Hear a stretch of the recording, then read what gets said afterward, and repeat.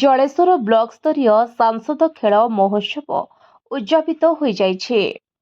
ଜଳେଶ୍ୱର ପୌରାଞ୍ଚଳ ସ୍ଥିତ ସାନ୍ତିଆ ଷ୍ଟାଡିୟମରେ 2 ଦିନିଆ ସାଂସଦ ଖେଳ ମହୋତ୍ସବ ଆଜି ଉଦ୍ଯାପିତ ହୋଇଯାଇଛି।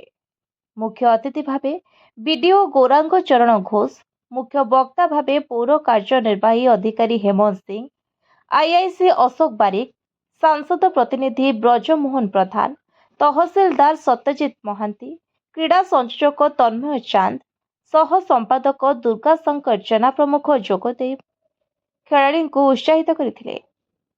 ସରୋଜ ପାଣିଗ୍ରାହୀ ମଞ୍ଚ ପରିଚାଳନା କରିଥିବା ବେଳେ ଖେଳାଳିମାନେ ଶପଥ ପାଠ କରି ଖେଳ ଆରମ୍ଭ କରିଥିଲେ।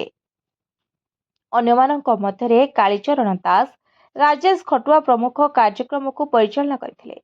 ଜଳେଶ୍ୱର ବ୍ଲକରୁ ବିଭିନ୍ନ ପଞ୍ଚାୟତରୁ ଖେଳାଳିମାନେ କବାଡି, ଫୁଟବଲ, 100 ଓ 800 ମିଟର ଦୌଡ଼, ଭଲି, ଖୋଖୋ ଓ ଆଥଲେଟିକ୍ସରେ ଅଂଶଗ୍ରହଣ କରିଥିଲେ।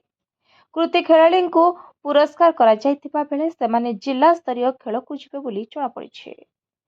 Report, voice of Odisha live.